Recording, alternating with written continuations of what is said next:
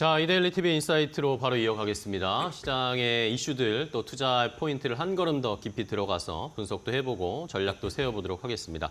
자, 인사이트 본격적으로 시작하기 전에 중국 시장 출발 상황 좀 간단하게 체크를 하고 시작을 할게요. 일단은 상해 종합지수는 약보합권 출발을 했고 홍콩 항생지수는 강보합권 출발, 뭐 큰 변동 없이 출발을 했습니다. 어제 중국 상해 종합지수는 강보합권 정도로 마무리가 지어졌고 어제 홍콩 항생지수 같은 경우에는 낙폭이 좀 크게 나왔거든요. 0.5% 넘게 하락 마감을 했는데 오늘은 일단은 홍콩 항생지수 강보합권 수준으로 하락을 멈추려는 시도를 하고 있는 상황입니다.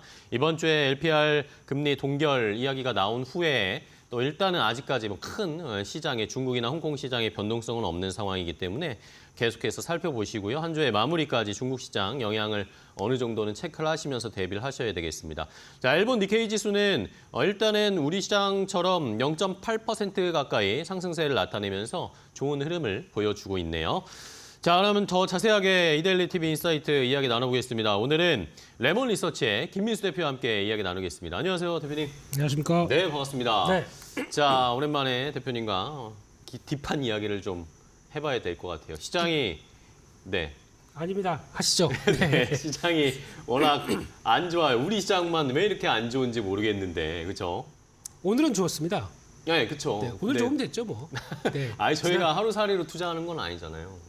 요즘 하루살이처럼 매매해야 살 것 같았는데. 아, 그런가요? 네.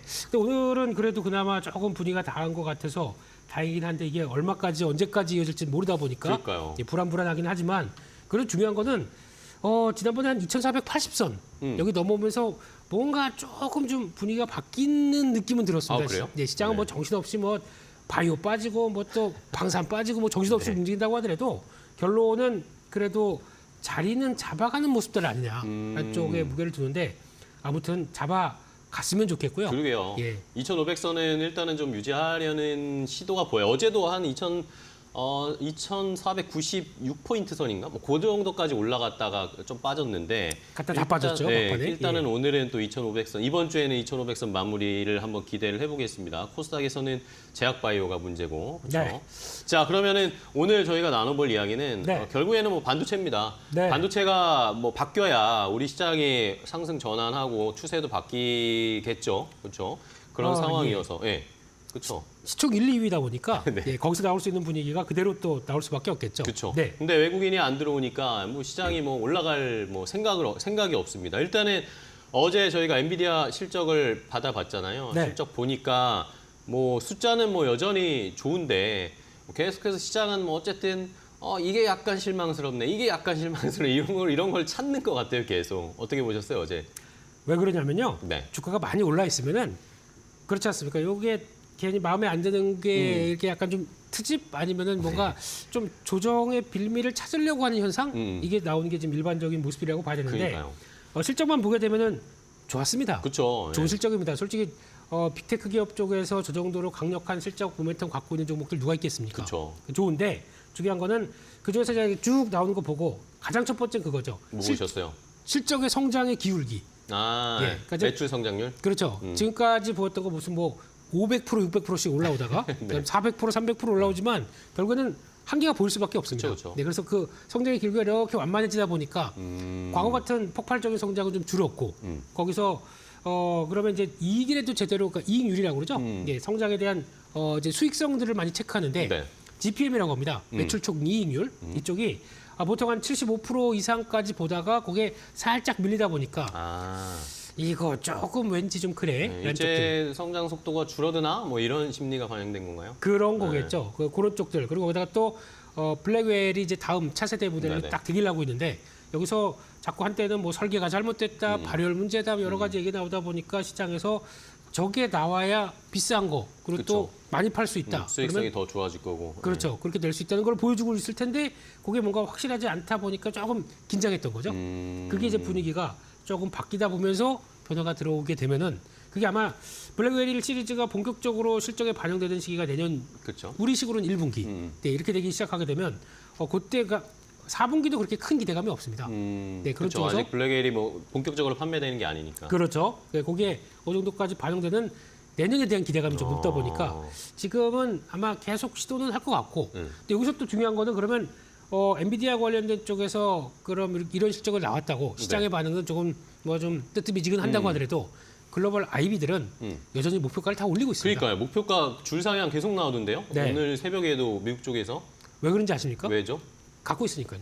아, 그쪽에서 네. 투자 기관들이 네. 아, 그것도 있을 거고. 그렇겠네. 그죠? 네, 거기다가 뭐 이것저것 다 따져봤더니 에이, 이건 좀 그러네라고 생각했지만 이 정도의 강력한 모멘텀 이제 실적 레벨을 보여주는 회사들은 그렇죠. 별로 없다 보니까 여전히 기대는 계속 있다고 봐야 될 것 같습니다. 그렇습니다. 네. 일단은 뭐 어제는 그제였죠. 우리 시간으로는 그제 같은 경우에는 조금 뭐 쉬어가는 양상이었는데 오늘 새벽에는 어쨌든 엔비디아 오르긴 올랐습니다. 뭐 상승폭이 크진 않았지만 네. 상승하면서 거래를 마감했고 이러면서 일단은 뭐 SK 하이닉스도 오늘 뭐 좀 올라가고 있어요. 네. 뭐 SK 엔비디아 보면 우리나라에서 SK 하이닉스 봐야 되니까 뭐 이 얘기를 먼저 해보죠. 그냥 말 나온 김에. 그러죠. 예. SK 하이닉스가 근데 저는 최근에 관심이 있던 게 SK 하이닉스 수급 좀 봤거든요. 네. 근데 한 11월 13일부터 외국인들이 좀 계속 매도하더라고요. 네. 예.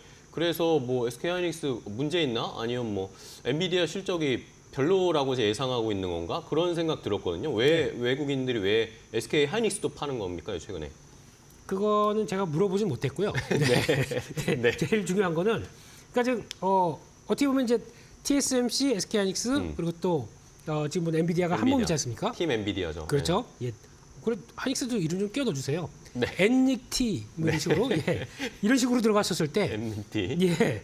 거기서 나오는 이제 엔비디아에 대한 실적 불안감들이 있다 보니까 약간 좀 주춤했던 건 사실인 네네. 것 같고 게다가 또 최근에 계속 나오는 얘기들은 메모리 반도체에 대한 불안감들. 아. 네. 내년 가게 되면 이제 모건 스탠리도 그렇고 네. 트렌드 포스도 그렇고 시티그룹도 그렇고 일단 업황은 약간 좀 슬로우해질 것이다. 아. 네. 이런 상황들이 아무래도 주가에 영향을 끼쳤는데 네네. 그럼에도 불구하고 메모리 업황이 이제 뭐 이제 IT 수요들이 지금 그만큼 못 받쳐주다 보니까 그렇게 나오는 현상은 있다고 하더라도 네.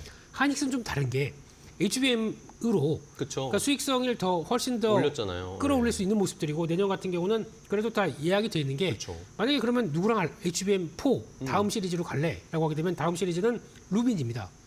네. 예, 루빈으로 가기 시작하게 되면 네. 블랙 다음에 루빈으로 갔을 때 그러면 또 HBM4는 누구랑 할래? 그러면 또 하이닉스밖에 없. 일단은 1순위는 하이닉스니까. 그렇게겠죠. 네. 그러다 보니까 이거에 따른 또 그러면 당연히 또 단가도 그리고 또 DRAM 용량도 높아질 테니까 실적은 그대로 유지가 된다라고 하게 되면 약간 업황과 메모리 업황과 조금 다르게 움직일 수 있는 종목들을 찾는다 그러면은 그나마 선택권은 하이닉스가 아닐까.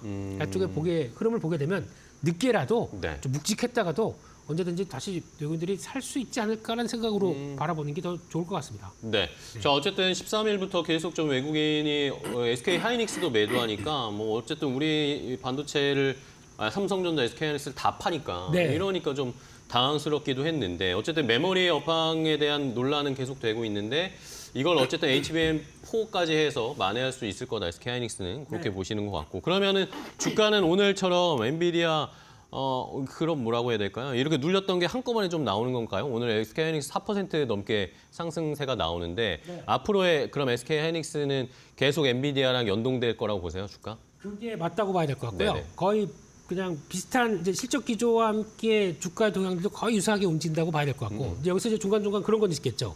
또 트럼프 2.0 시대 네. 우리 트럼프 대통령님께서 예, 또 한마디씩 던질 때마다 네. 그리고 여기서 가장 떨고 있는 쪽이 TSMC입니다. 그렇죠, 그렇죠. 네, 지금 벌써 바이든 행정부 때 정권 끝날 때 빨리 돈 받아가자. 얼른 받았고. 얼른 TSMC 는. 받고 네. 예, 받고 그다음에 추가적으로 그러면 돈을 주다 보니까 그다음 행정부에서는 좀 별로 기분이 안 좋을 거예요. 그렇죠. 저거 왜 우리 세금을 다 가져가지?라고 하는 쪽에서 이 칩스법 관련된 쪽에서 뭔가 또 약간 또 얘기가 나오기 시작하게 되면 그때는 엔비디아와 또 차별적으로 움직일 수는 있겠죠. 그렇죠. 네, 그때 이제 TSMC나 하이닉스는 또 같이 흔들릴 수가 있겠죠. 네, 그럼 지금 일단 뭐 그런 칩스법에 관련된 이슈가 안 나왔을 때는 엔비디아랑 연동할 가능성이 높고 네. 만약에 칩스법 뭐 트럼프가 안 줄 거야, 줄일 거야 이러면은 조금 이제 차별화될 것 같다. 거기다가 이제 뭐 또 계속 중국 대리기 얘기를 나오고 올 거고 그럼 그에 따라서 메모리 업체는 물론 이제 중국이 많이 성장해 오긴 하고 있지만은 거기서 나오는 변화를 보게 되면 왠지 또 그 센티멘털상 예. 자꾸 중국에 대해서 견제하기 시작하게 되면 그에 연관되는 반도체는 괜찮아. 네, 이런 쪽들이 나오는 거죠. 네. 알겠습니다. 자, SK 하이닉스, 엔비디아의 주가와 연동될 수 있을지 여부는 시청자분들도 김민수 대표님의 포인트를 한번 잘 살펴보시고 네. 자, 이제 문제는 SK 하이닉스는 그래도 HBM을 어느 정도 잘 하고 있습니다. 문제는 계속 나오는 삼성전자 얘기인데 네. 최근에 엔비디아 이야기하면 삼성전자가 약간 이제 관심에서 약간 한 발 물러섰는데 다시 봐야 됩니다. 삼성전자 오늘도 주가가 못 가요. 삼성전자 계속 외국인 매도하고 있고 자사주 매입했지만 한다고 얘기했지만 효과가 뭐 이틀도 안 갑니다. 네. 이거 어떻게 보세요, 대표님은? 일단은 자사주 매입 들어올 겁니다. 어제도 보니까 어제 95만 8천 주로 잡히네요. 네네. 네, 그래서 그 전날도 70만 주 이러다 보니까 들어오긴 들어오는데, 네. 그러니까 자사주 매입이 들어오는 만큼 외국인들이 그만큼 때린다. 그러니까요. 못 가는 거겠죠. 그러니까. 근데 외국인들의 강도가 좀 떨어진다 그러면 자사주 매입이 오히려 주가를 끌어올리는 이런 쪽이 되겠죠. 네네. 그 시소 게임이 몇 번 계속 이루어질 겁니다. 아. 그런데 어차피 지금 내년 2월 달까지 해서는 매달 1조씩, 네. 3조는 사서 소각시키려고 하고 있다 보니까 그런 쪽을 생각한다라고 하게 되면 일단 더 밀리지는 않을 것 같고요. 근데 이제 중요한 거는 그러면 자사주 매입이 삼성전자의 주가의 추세를 강하게 돌리면서 이제 앞으로 삼성전자 고 외칠 수 있겠느냐. 그렇게 돼야 되는데. 네, 근데 과거 흐름을 보게 되면 자사주 매입만이 그런 게 아니라 자사주 매입보다 더 중요한 거는 사이클입니다. 메모리 효과 사이클. 예, 그러니까 지금 사이클이 딱 확장되려고 하다가 지금 다시 좀 주춤하는 모습들이다 보니까 네네. 지금 쪽에서는 오히려 하방은 지지를 하되 위쪽으로 강하게 쏘는 거는 좀 제한적이지 않을까 라는 쪽으로 봐야 될 것 같고요. 게다가 또 삼성전자의 또 많은 문제들, 네, 많은 문제 문제들. 많다고 보세요? 뭐 내부적으로 네네. 또 이제 저희는 들으신 게 있어요? 뭐 알고 있는 내용들이긴 하지만 네. 저희 또 삼성전자한테 또 광고 받아야 되지 않습니까? 이대로도 예, 그러다 보니까 말을 아끼겠습니다. 네. 예. 자, 일단은 그러면은 어쨌든 대표님은 자사주 매입을 해서 네. 5만 원 선은 지지해주는 하방의 모멘텀이 됐다라고 보시는 거네요. 그리고 그러니까 추가적으로 외국인들이 그동안 계속 매도를 해왔기 때문에 네네. 이제 어느 정도 매도에 대한 압박 강도가 좀 떨어진다. 그러면은 추가로 이제 약간 상승 쪽은 턴을 할 가능성이 높습니다. 그러면 아마 6만 원대, 한 6만 3천 원대 정도까지는 이제 트라이가 들어올 수 있다고 보여지고 있는데 네. 거기서 그러면 이제 됐으니까 여기서부터 V자 반등이라고 보는 그렇진 것보다는 않겠죠. 네. 예, 그 정도쯤 됐을 때는 일단은 좀 급하게 사서 만약에 이렇게 많이 샀는데 내가 이거 괜찮나? 라고 했던 물량들은 네. 좀 줄여놓고 정리해놓고. 예, 그 다음에 보시는 게 좀 편하지 않으실까 싶습니다. 알겠습니다. 네. 자, 그렇다면 어쨌든 10조의 자사주 매입 큰 이 결단을 내렸어요. 네. 자, 그러면서 이제 시장에서 나오는 얘기는 좋다 이겁니다. 일단은 뭐 극약 처방으로 단기적인 처방으로 하방도 지지하고 주가도 방어하고 주주들한테도 어느 정도 달래기를 하고 하는 네. 거는 좋았는데 이렇게 이런 걸로 계속 뭔가 이런 말 표현해도 될지 모르겠어요. 땜질을 하려고 하는 게 아닌가. 예. 라는 그런 우려들도 좀 있습니다. 네. 뭐 인텔 비교 많이 하더라고요, 최근에. 그렇죠. 인텔이 어쨌든 과거에 잘 나가다가 뭔가 주춤하면서 주가가 무너지고 이럴 때 계속 자사주 매입을 반복적으로 하고 뭐 인원 줄이고 네. 이러면서 그러면 현금이 줄어드니까 이런 기술 투자 못 하고 네. 이런 거에 전철을 밟는 거 아닌가라는 뭐 많이 걱정하시는 분들은 거기까지 생각하시던데 어떻게 보세요? 그렇죠. 그렇긴 한데 인텔의 가장 비슷한 맥락으로 보게 되면 네네. 삼성전자나 인텔 같은 경우도 지금 일단 너무 안일했던 거. 예.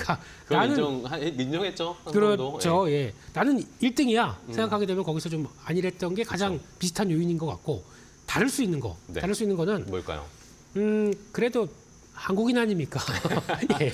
이렇게 위기가 오면 또 바짝 예. 그래서 아마 긴장하고. 그렇습니다. 그래서 제가 보기에는 이번 12월 초에 가게 되면 이제 사장단 인사부터 또 전반적인 그쵸. 인사가 있습니다. 이거에 관심이 많더라고요. 네. 이번에 보니까 LG는 거의 편안한 모습, 그렇게 크게 바뀐 게 없었는데 삼성은 좀 많이 바뀌지 않나. 많이 바뀔까요? 예. 그렇게 해야 되지 않을까요? 그게 또 이렇게 어려운 쪽에서 변화를 끌어가는 회사의 어떤 목적이 아닐까요? 그렇게 되면은 여기서 아마 지금까지도 뭐 재무통이 앞에 있었다라고 그쵸. 하게 되면 그런 이야기가 예, 많았는데. 기술 관련된 쪽이 먼저 전면 배치되고 제가 보기엔 또 좀 젊은 분들 네. 연령대가 좀 낮춰지는. 예, 그 패기 있게. 네. 네. 지금 삼성전자하면 아직까지도 좀 약간 좀 이미지 자체가 네. 예, 그런 걸 어떻게 좀 많이 그렇죠. 바꿔야 되지 않겠습니까? 삼성 임원들 하면 약간 어르신 느낌이 있죠. 네, 그걸 모시고 회식 자리 가서 네. 이렇게 잠 받아야 될 이런 느낌이다 보니까 네. 그거는 좀 바뀌어지는 게 좀 나오기 시작하면서 그것도 하나의 좀 쇄신책이 되지 않나 생각하고 있습니다. 근데 만약에 인사를 저희가 봤어요. 인사가 나와서 봤는데 네. 뭔가 큰 변화가 없는 것 같아. 그러면 또 충격 받을 수 있을 거라고 보세요. 인사 딱 나왔는데 별게 없다. 인사해야죠 그냥. 네. 그리고 바이바이. 그냥 예, 인사하고 그냥 자주 매입으로 얼마큼 잘 방어해서 움직이는지 정도 봐야 될 것 같고 네. 거기다 또 중요한 거는 아마 그런 건 있을 겁니다. 이제 막히는 부분이 어딘지는 알고 있기 때문에 네네. 그것 따라서 솔루션을 갖고는 있을 것 같아요. 그냥 막연한 기대감인지 모르겠지만 그렇게 됐을 때 혹시나 지금 또 올해 말까지 해서 또 엔비디아 쿨 테스트 그렇죠. 죄송합니다. 갑자기 또 네. 예, 잊고 있었던 예, 예. 이슈가 나올 수도 있고. 네, 그거를 이제 다른 뭐 매체에서 말고 직접 발표했으면 좋겠어요. 뭐 그러니까요. 경영, 예, 기타 경영 공시 나오면서 거기서 이제 우리 그렇게 됐다라고 딱 나오게 되면 그때는 조금 좀 반응이 있겠죠. 그렇죠. 네, 그런 거라도 이재용 회장이 직접 하지는 않겠죠. 뭔가 이 소통이나 메시지가 있었으면 좋겠다 그런 이야기들도 많은 상황이니까. X에 쓰면 됩니다. X. 네, 예. 알겠습니다. 네. 그것도 방법이네요. 네. 자, 그러면은 어쨌든 이런 것들은 뭐 어느 정도 시장에서 뭐 우려감들은 너무 과하다라는 그런 평가들이 있는데 그래도 또 체크해봐야 될 것이 아까 뭐 디램 메모리 쪽 SK하이닉스도 얘기했는데 네. 삼성은 메모리 쪽에서는 그래도 뭐라고 해야 될까요? 잘 버텨낼 수 있을까요? 이것도 불안해하는 분들 많던데. 요게 또 문제가 좀 있죠. 네. 그러니까 일단 지금 삼성은 당장 HBM 쪽에서 그러니까 점유율도 좀 떨어지고 네네. 그리고 HBM의 가장 큰 매출처 중에 하나가 중국 쪽입니다. 그쵸. 그런데 거기다 미국이 자꾸 중국에 새로운 기술 들어가지 못하게 때린다. 그쵸. 그럼 삼성이 타격을 받는 거죠. 그렇죠. 그런 쪽에서 그러면 디램 같은 경우라도 일단 선방에 가자라고 하는데 디램도 중국이 만만치가 그러니까 않아요. 따라오니까. 네, SK하이닉스는 HBM으로 뭐 커버가 가능하다지만 그렇죠. 삼성전자는 이게 안 되잖아요. 네. 지금 보면은 중국 쪽에서 저희가 애써 무시했거든요. 네네. 네, 그리고 특히 뭐 푸젠 진화 반도체 네. 그리고 창신 메모리 그러니까요. 이런 쪽들 무시했는데 지금 한 디램 시장에서 점유율 2~3% 정도였다가 지금 열심히 쫓아와서 얼마까지 왔나요? 내년 가게 되면 10%대까지 예상합니다. 예. 마이크론 테크놀로지 추격해요. 그게 거의 비슷해지잖아요, 마이크론이랑. 예. 이렇게 되기 시작하게 되면 그러면 이제 뭐 어차피 걔네들이 죄송합니다. 예. 네. 그들이 생산하는 거, 네. 예, DDR4 그리고 또 약간 뭐 12나노급 뭐 이런 식으로 약간 좀 신경을 안 쓰는 쪽이라고 한다고 하더라도 네. 자기네 자급자족을 하고 거기서 또 끌어내기 시작하게 되면 이거는 또 변화가 중국이 하게 되면 무섭잖아요. 또. 그렇죠. 제조업 따라오면 쪽에서. 또 속도가 엄청나게 빠르니까. 그렇습니다. 근데 그거에 대한 불안감이 높은 거고 네. 게다가 또 낸드 쪽도 그렇습니다. 네. 낸드 쪽도 양쯔 메모리라고 이 회사가 자기네 이름 달고 이제 낸드를 만들어내기 시작해요. 이런 것도 무서운 거고. 게다가 또 마지막으로는 지금 나오고 있는 SMCI 저희가 네. 보통 슈퍼마이크로 컴퓨터라고 알고 있지만 네. 중국에 있는 쪽들은 파운드리입니다. 이것도 자기네가 하기 시작을 합니다. 네. 그러니까 반도체를 자급자족하기 시작하는 세팅이 딱 되기 시작한다.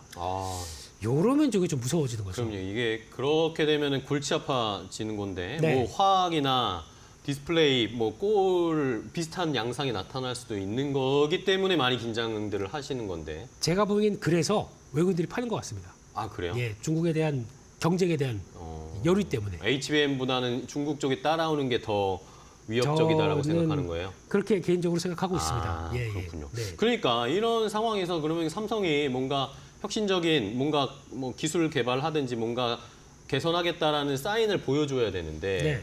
뭐 최근에 뭐 요즘에 시장 보면 우리나라 시장이 너무 안 좋은 상황이어서 미국 네. 시장 많이 들여다보면 미국은 막 이렇게 AI, 뭐 AI 칩, 네. 소프트웨어, 뭐 자율주행, 로봇, 우주 뭐 이런 게 다 뭔가 연결되어 있다라는 유기적으로 연결되어 있다라는 그런 산업의 트렌드가 보이는데 네. 우리나라는 어느 때부터 그런 게 좀 사라졌다고 해야 되나요? 약화됐다고 해야 되나요? 그런 모습을 잘 못 보여주는 것 같아요. 현대차 그룹 정도만 네. 자동차, 뭐 로봇, 네. 자율주행 뭐 이런 식으로 이 서클을 만들어가고 있는데 네. 삼성이 그런 모습을 못 보이니까 더 시장이 어려운 것 같다는 느낌도 들거든요. 우리 앵커님 말로는 삼성전자 팔고 현대차 사라. 이런 느낌으로 들어가는 건데. 그렇게 되나요? 예. 근데 가만 생각해 보게 되면 네. 한국의 이제 산업 구조와 네. 그러니까 한국의 이 변화가 좀 필요한 시점이라고 생각이 들어요. 그런가요? 예, 지금 일단 계속 제조업 쪽의 국가로서가 그래도 그나마 첨단 제조업이라고 네, 생각했던 그렇죠. 쪽으로 네. 끌고 왔는데 네. 이게 지금 자꾸 중국한테 따라잡히고. 치고 거기다 지금 시장은 계속 또 4차 산업혁명과 함께 앞으로를 바라보고 있는데 저는 그냥 계속 제조업 하드웨어만 계속 신경 쓰고 있으면 이게 그쵸. 처질 수밖에 아쉬워요. 없거든요. 네. 네. 삼성이 나서서 제가 보기에는 하드웨어 이런 거 하지 마시고 그러니까요. 소프트웨어 쪽으로 확 바꿔야 됩니다. 뭔가 시스템을 만들었으면 좋겠어요. 네. 거기다가 또 제일 중요한 거는 저는 개인적으로 네. 저 갤럭시 스마트폰 만들지 마. 이거 포기하세요. 네. 이거 안 됩니다. 갤럭시 스마트폰을 예, 옛날에 LG전자가 포기하듯이. 이거 저는 LG전자가 잘한 선택이라고 생각합니다. 그렇죠. 그때는 네. 뭐 주가가 오히려 오르면서 반응했잖아요. 네. 그렇죠? 이거 중국한테 다 따라잡힐 거고요. 아. 조금 있으면은 어느 정도 이게 기술력이 문제가 아니라 이건 기술력은 이제 다 범용적인 기술력이고 그렇죠. 여기다 신경 쓸 거를 차라리 다른 아, 선도적인 쪽으로 더 신경 쓰고 그쪽으로 가기 시작하는 게 차라리 그냥 삼성에서 우주 로켓을 만든다 이런 식으로 네. 다음 쪽으로 어떤 변화되는 흐름들을 보여줘야 그러게요. 이게 그러니까 성장 밸류라는 거를 또 생각을 하지. 그쵸. 지금 고루한 스마트폰 그쵸. 만들고 태블릿 만들고 아직까지 스마트폰은 이제 누구나 다 만들 수 있잖아요. 그러니까요. 그렇죠? 네. 아직까지 지금 노트북 만들고 있어요. 이게 되는 거겠습니까? 네. 물론 뭐 이것도 중요한 캐시카우겠지만 그런 의미에서 뭔가 혁신적인 M&A가 한번 나왔으면 좋겠다는 생각도 좀 듭니다. 그러다가 그게 2년 전부터 M&A 우리 큰 거 합니다. 네, 그건 말이 없어요. 예, 하마는 이제 시초였습니다라고 하다가 여기까지 가서 지금은 이제 M&A 얘기하고는 이러고 있지 않습니까? 그러니까요. 예, 그러니까 그걸 가지고 또 어떻게 보면은 거기서 돈 약간 한 10조 빼다가 그걸 가지고 뭐 지금 자사주 매입하는 거다. 그것도 그러니까요. 얘기도 하더라고요. 근데 모르겠습니다. 그거는 그러니까요. 구분이 어떻게 될지 모르겠지만 항상 기업은 성장이라는 동력이 좀 있어야 될 거 아닙니까? 그러니까요. 네, 네. 그러다 보니까 좀 답답한 게 많습니다. 그러니까요. 네. 뭐 로봇도 뭐 하겠다 삼성이 이야기하는데 뭐 레인보우 로보틱스한테 이렇게 뭐 살짝 걸치는 느낌이기도 하고 네. 뭔가 주력으로 집중해서 하겠다는 느낌이 안 드니까 뭐 현대차 같은 경우에 현대 뭐죠? 보스턴 다이나믹스 네. 확 인수하듯이 네. 처음에는 우리가 뭐지?라고 했는데 생각해 보면 뭐 논리가 형성되는 것처럼 삼성도 그런 모습을 하나 보여줬으면 좋겠습니다. 자, 그럼 뭐 마지막으로 한번 질문을 드리면, 네. 자 이렇게 삼성전자 어쨌든 뭐 저희가 뭐 여러 가지 이야기를 뭐 푸념 섞인 이야기도 하고 네. 이랬으면 좋겠다라는 이야기도 했는데 결국에는 지금 뭐 주가상으로 투자자들이 관심이 가는 대상으로 보면 어쨌든 외국인이 들어와야 분위기가 바뀔 겁니다. 그렇죠. 그러면 어떤 시그널들이 좀 나와야 삼성전자 외국인이 들어오고 뭔가 좀 분위기가 전환되고 이제는 좀 바뀌었다라고 생각할 수 있을까요? 일단은 메모리 반도체는 네. 다른 거 없습니다. 이제 사이클입니다. 네, 사이클의 변화가 네네. 들어오기 시작해야 그다음부터는 좀 바뀌겠네라고 생각하면서 거기에 좀 멈출 것 같고 네네. 그리고 또 매수로 전환될 것 같고 그러기 위해서는 또 체크할 수 있는 게 저희는 가격밖에 없습니다. 메모리 반도체 가격이요. 네네. 지금 보면은 고정 거래 가격부터 스팟 가격까지 모두가 다 이렇게 쭉 쳐져 있는 모습들 쪽에서 네. 이 상태로 그대로 가게 되면은 반도체 수출 동향들도 거의 정체 아니면 하향되기 시작하겠죠. 그렇죠, 그렇죠. 이런 모습들이 만약에 이어지고 있을 때는 삼성전자에 대한 도움이 전혀 안 됩니다. 그렇기 때문에 적어도 이거라도 어떤 턴하는 모습들 확인되기 전까지는 외국인들 적극적으로 들어올 가능성이 없고 계속 일단 판다라고 보셔야 될 것 같고 왜냐면 자사주 매입을 통해서 팔 수 있는 기회가 있어. 그럼 팔겠죠 일단요. 예. 네, 그런 상황으로 봤었을 때는 일단 사이클이 먼저입니다. 그걸 보고 일단 결정을 하시되 근데 지금 당장 기대하기가 좀 어렵지 않습니까? 네네. 그렇기 때문에 지금은 기다려보다가 혹시나 뭐 어떤 호재를 통해서 한번 쭉 올라온다. 그러면 일단은 줄이는 기회로 보시고 가시는 게 더 맞지 않나 싶습니다. 네, 알겠습니다. 자, 일단은 뭐 메모리 사이클 업황의 영향도 많이 받고 있는 그러면서 부담을 받고 있는 것도 있으니까 업황이 개선되는 것 좀 기다리면서 그 안에 이제 어쨌든 삼성전자가 뭐 인사 나오는 것이라든지 네. 뭐 우리가 뭐 말씀드렸던 M&A 같은 것들을 준비하고 있을지도 모르겠고 네. 또 HBM에 관련돼서 뭐 열심히 하고 있겠죠. 네, 그러니까 네. 저희도 뭐 대표 기업이니까 저희가 걱정 반, 기대 반, 응원 반 뭐 그럼요. 이런 식으로 말씀을 드린 겁니다. 김민수 대표와 함께 우리나라 반도체, 삼성전자, SK하이닉스 더 자세하게 한번 분석을 해봤는데요. 좋은 인사이트 주셔서 감사하고요. 다음에 삼성전자 이야기할 때는 좀 이런 게 나왔다라는 긍정적인 이야기 가지고 달려오겠습니다. 네, 또 이야기 나눌 수 있도록 저희가 준비해 보도록 하겠습니다. 오늘 좋은 말씀 감사하고요. 대표님 다음 시간에 또 뵐게요. 네. 고생 많으셨습니다. 감사합니다.